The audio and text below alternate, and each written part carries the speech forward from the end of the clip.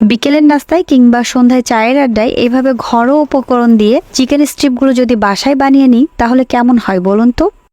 আজকে শেয়ার করব একেবারে রেস্টুরেন্ট স্টাইলে চিকেন স্ট্রিপ রেসিপি। এটা সহজে আপনারা বাসায় বানিয়ে নিতে পারবেন, খেতে আর রেস্টুরেন্টে যাওয়া লাগবে না। এর টেস্ট অবিকল রেস্টুরেন্টের মতো আসবে। এই চিকেন স্ট্রিপসটা বানানোর জন্য আমি মুরগির বুকের মাংস নিয়েছি 1 পিস। এখন এটাকে লম্বা লম্বা করে পাতলা স্লাইস করে কেটে নিচ্ছি। এগুলো কেটে নেওয়ার পর এর মধ্যে দিয়ে দিচ্ছি একটা ডিম, তারপর দিয়ে দিচ্ছি 1 চা চামচ করে আদা ও রসুন বাটা, দিয়ে দিচ্ছি 1/2 চা চামচ লবণ, আরও এর সাথে দিয়ে দিচ্ছি 2 চা চামচ মরিচের গুঁড়া, গোলমরিচের গুঁড়া দিয়ে দিলাম 1/2 চা চামচ, দিয়ে দিলাম 1 টেবিল চামচ সয়া সস, আরও দিয়ে দিলাম 1 টেবিল চামচ টমেটো সস, 1 টেবিল চামচ লেবুর রস। এখন সবগুলো উপকরণ ভালোভাবে মিক্স করে নিব। ভালোভাবে মিক্স করে নেওয়ার পর অ্যাটলিস্ট 30 মিনিট মতো ম্যারিনেট করে রাখতে হবে। আপনারা চাইলে এর থেকে বেশি টাইম নিয়েও ম্যারিনেট করে রাখতে পারেন। 30 মিনিট পর অন্য একটা পাত্রে আমি 1 কাপ পরিমাণ ময়দা নিয়ে নিলাম। এর সাথে দিয়ে দিলাম সামান্য একটু লবণ ও সামান্য একটু গোলমরিচের গুঁড়া। সবগুলো একসাথে মিক্স করে নিচ্ছি। এবার যে চিকেনগুলো আমি ম্যারিনেট করে রেখেছিলাম ওইগুলো আস্তে আস্তে এর মধ্যে দিয়ে দিচ্ছি। এবার চিকেনগুলো ময়দার মধ্যে ভালো করে কোট করে নিতে হবে। আমি যেভাবে হাত দিয়ে চেপে চেপে কোট করছি ঠিক এইভাবেই কোট করে নিতে হবে, তাহলে কিন্তু চিকেনের টেক্সচারটা ভালো আসবে।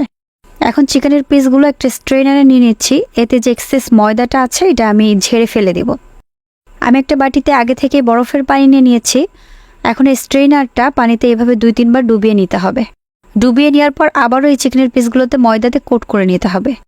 আলতো হাতে হালকা চেপে চেপে কোট করতে হবে।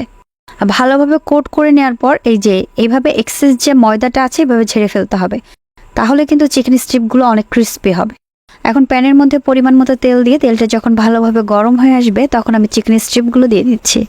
এই পর্যায়ে চুলা আঁচটা কিন্তু মিডিয়াম টু লো আঁচে রাখতে হবে, তা না হলে চিকেনের উপরের যে লেয়ারটা এটা পুড়ে যাবে আর ভিতরেরটা কাঁচা থেকে যাবে।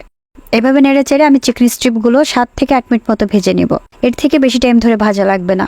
আর যদি বেশিক্ষণ ভাজি তাহলে কিন্তু চিকেনের ভিতরে জুসিনেসটা চলে যাবে, শক্ত হয়ে যাবে।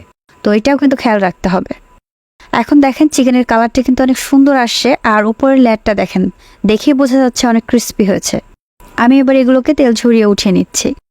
এভাবে চিকেন স্ট্রিপগুলো যদি আপনারা বাসাতে বানিয়ে নেন তাহলে কিন্তু বোঝারই উপায় থাকবে না যে এটা বাসাতে বানানো না রেস্টুরেন্ট থেকে আনা। এতটাই টেস্টি হয় এই রেসিপিটা। আপনারা চাইলে কিন্তু বাচ্চাদের টিফিনেও এই চিকেন স্ট্রিপটা বানিয়ে দিতে পারেন। এতে করে বাচ্চারা অনেক খুশি হয়ে যাবে এবং অনেক মজা করে খাবে। আশা করি আজকের রেসিপিটি অনেক ভালো লেগেছে। আর আমার রেসিপিটি যদি ভালো লেগে থাকে তাহলে লাইক, কমেন্টস এবং একটু শেয়ার করে দিবেন। আপনারা ভালো থাকবেন। আল্লাহ হাফেজ, বাই বাই।